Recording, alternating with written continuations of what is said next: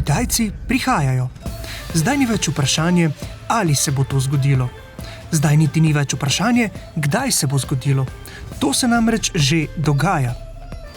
Zdaj se sprašujemo le še to, v kolikšni meri se bo zgodilo, oziroma kako pogost prizor na evropskih cestah bodo kitajski avtomobili v primerjavi z evropskimi tradicionalnimi znamkami. Odgovor na to bo odvisen od vsebine, ki nam jo bodo ponudili kitajski proizvajalci. Zamenjajmo torej nekaj časovnih pasov in poiščimo vsaj del odgovora na to vprašanje. Kaj torej prihaja?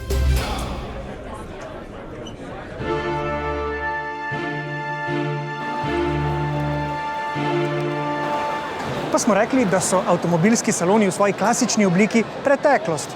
No, mogoče lahko tako klavrno zaključimo v primeru ženevskega avtomobilskega salona, no, ampak tukaj, na pekinškem avtomobilskem salonu, se ljudi enostavno tre. Tukaj je kot nekako v ženevskih najboljših časih.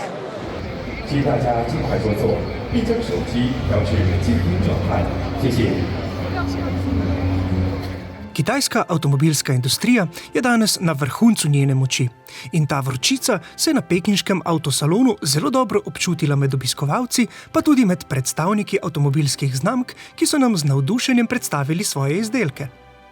Nove kitajske znamke nastajajo praktično na dnevni ravni in že danes jih je nekaj 100.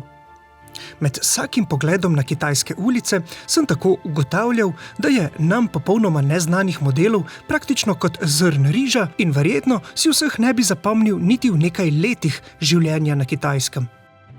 Ena zanimivejših znamk, ki je nedavno vstopila na avtomobilski trg, je na primer Xiaomi, ki je s svojim modelom SU7 vrgel rokavico celo Porschejevemu Taycanu. Predstavniki znamke, ki je bila doslej znana po zabavni elektroniki, so nam povedali, da so v zgolj prvih 27 minutah za svojega novinca zbrali kar 50 000 naročil. Do konca dneva pa je bila letna zaloga gladko razprodana. Pa poglejmo še k eni znamki, ki ne obstaja niti leto dni.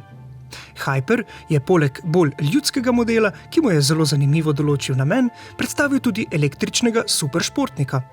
Gre za nekakšnega kitajskega rimca, ki prinaša superšportne specifikacije in podobno, a manj kompleksno in verjetno tudi manj dovršeno strukturo električnega pogona. A kar je najpomembneje, Hyperjev superšportnik bo v Evropi predvidoma naprodaj že letos in v primerjavi z rimcem za precej bolj dostopnih 200 000 evrov. In za nameček njegove proizvodne količine niso prav nič omejene.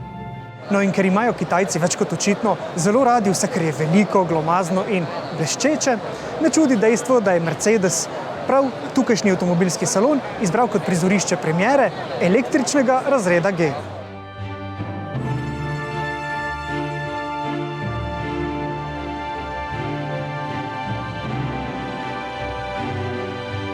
Če se pri nas o tem še sprožajo pereče in vroče debate, na Kitajskem dvomov ni.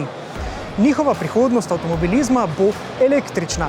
In v tem primeru gre seveda predvsem v veliki večini, kar je razvidno tudi na avtomobilskem salonu, za baterijska električna vozila.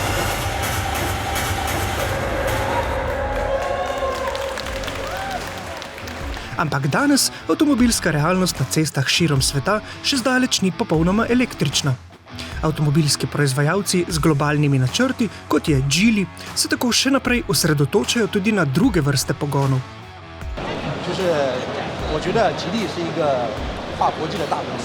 Geely is a transcontinental big company and the European market is very important to us and the global market is important to us. We are the experts in build cars in architecture and we are the leaders. When Geely is build cars on architecture, so we don't consider to build cars specifically for China or for Europe, but we do it globally. And the bandwidth of this architecture is extra wide. For example, the wheelbase comes from the 2,580mm to 3,200mm. From the A segment to D+, and that is the Chinese domestic market. Prilagodljiva platforma, na kateri bodo osnovani najrazličnejši avtomobili za najrazličnejše potrebe voznikov po svetu. Torej, imamo številčnost in raznovrstnost. Ampak Kitajci nam obljubljajo tudi najnaprednejšo tehnologijo. Kakšno torej? For example, when we do the designs, we use the AI potentiated designs. We use the big models to help us do the simulations over 10,000 to optimize the design. And we support full data to be uploaded. obsežna pomoč umetne inteligence pri načrtovanju in upravljanju vozila ter zbiranje izjemno zajetnih množic podatkov. Te tehnologije, ki jih šteje za svojo prednost, je tokrat Geely predstavil v izstopajočem konceptu z ničkaj sramežljivim imenom Starship. Ampak bolj oprijemljivi imeni, ki vas morata zanimati, sta L7 in E8. Tehnologija koja je predstavljena u narednim fazama biti će implementirana i u ostale proizvode kao što su L7, kao što je E8 i proizvodi koje vrlo brzo možemo očekivati i na tržištima Europe, konkretno Slovenije, Hrvatske, Rumunjske, Bugarske. No, seveda so te tehnološke novosti, prestižni avtomobili in pa koncepti izjemno zanimivi, ampak tudi tukaj pa se največje množice trajajo ravno ob dostopnih električnih avtomobilih. No in medtem, ko se v Evropi večinoma ukvarjamo s temi napovedmi poceni električnih avtomobilov, jih tukaj že vozijo in to zelo množično. Po videnem sodeč, pri množični elektrifikaciji prednjačijo ceste in ulice Pekinga, kjer je odstotek električnih vozil že zares visok. Električni so skoraj vsi taksiji in za nameček še popolnoma vsa mestna motorna kolesa. Medtem, ko se je večina evropskih proizvajalcev e-mobilnosti lotila s pomočjo dražjih in bolj luksuznih avtomobilov, na Kitajskem že prodajajo električne avtomobile za 10 000 evrov. Kitajski proizvajalci namreč iščejo rešitve za najrazličnejše tipe uporabe vozil in kaže na to, da bodo ravno oni tisti, ki bodo električna vozila pocenili. No, zdaj pa poglejmo, kje se rojeva ta kitajska množična, tudi električna mobilnost. Preselimo se v malo manjše kitajsko mesto, zgolj 7-milijonski Hangzhou. 欢迎来到我们浙江吉利长兴工厂。 Okay, our factory covers more than 1 million square meters. It was built in 2021. By now, we have just produced more than 500,000 vehicles. The four main characters for the features of this factory is automation, intelligence, flexibility, and also digitalization. We can say that based on this cutting-edge technology, and also the high degree automation, we at least reduce 60% of the employees for the manufacturing. It is not the biggest one, but it is the most advanced cutting-edge factory of Geely, one of them. Torej, gre za eno izmed ogromnih Geelyjevih tovarn, ampak ta ima glede na njeno velikost najmanjše število zaposlenih in največ robotov, kar po besedah odgovornih prinaša najboljšo kakovost končnih izdelkov.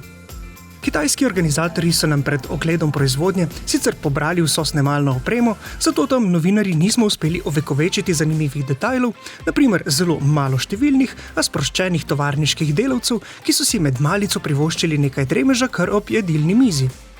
Mimogrede, njihov delovnik, tako kot pri nas, traja 8 ur. No, lahko pa to tovarno tukaj primerjam naprimer z novomeškim Revozom in predvsem se tukaj hvalijo z visoko stopnjo avtomatizacije in pa tudi ekološko usmerjenostjo. Ampak po mojem mnenju je to na dokaj podobni ravni, oziroma Kitajci tukaj niso naredili kakšnega posebnega preboja. Bistvena razlika je predvsem v velikosti te tovarne oziroma ekonomiji obsega. Kitajski proizvajalci torej nimajo težav s proizvodnimi količinami, pri njih število avtomobilov enostavno ni omejeno. Vprašanje je le, koliko jih lahko trg sprejme.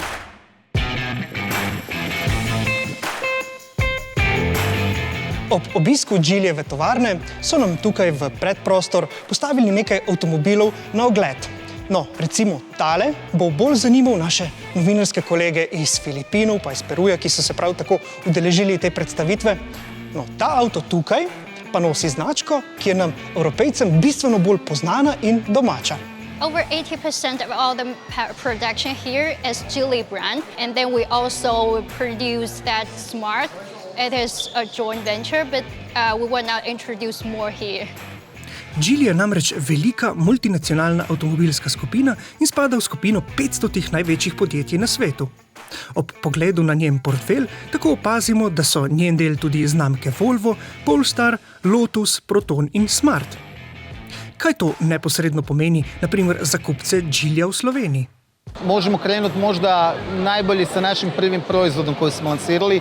Riječ je o Atlasu Pro. Činjenica je da automobil je razvijen u sinergiji sa Volvom. Činjenica je da koristi istu transmisiju, isti motora kao što je Volvo XC40 koristio u jednom segmentu. To je jedan primjer dobre suradnje na koji i ostali modeli koje Geely razvije i koje dolaze, koristit će sinergiju, koristit će znanje, koristit će iste komponente i to će definitivno biti velika prednost za potencijalne Geely kupce u usporedbi sa drugim kupcima kineskih marki.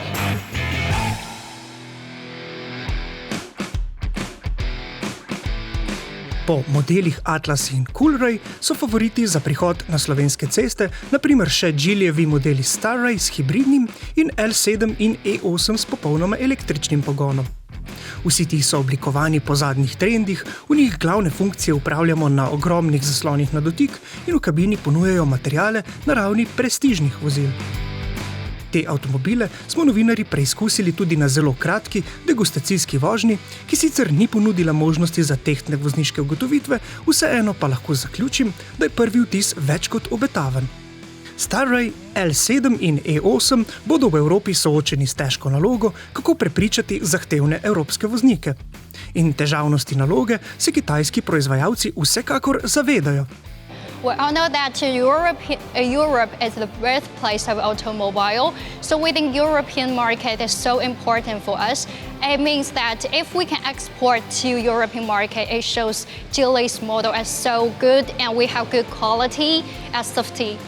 Ja vjerujem da put koji su krenuli graditi u našoj regiji, u Sloveniji i u Europi je put uspjeha kakvi su u prošlosti radili Koreanci, ali na drugačiji način. Oni neće imati vremena 15 ili 20 godina da se prilagode tome trendu. Njihovi ambicije su da to naprave u 5 do 7 godina. Te kitajske ambicije imajo trdne temelje. Njihovi proizvajalci imajo namreč dostop do osnovnih, ključnih surovin in so podprti z robustno oskrbovalno verigo, predvsem pri proizvodnji komponent za električne avtomobile. Zato ni presenečenje, da je Kitajska nedavno prehitela Japonsko in postala največja svetovna izvoznica avtomobilov. Že skoraj vsak tretji avto na svetu je namreč narejen na Kitajskem, obenem pa je primat pri številu električnih avtomobilov na račun BYD-ja izgubila tudi Tesla. Kitajski avtomobili torej niso več cenene kopije, temveč so prevzeli vodilno vlogo v avtomobilskem razvoju.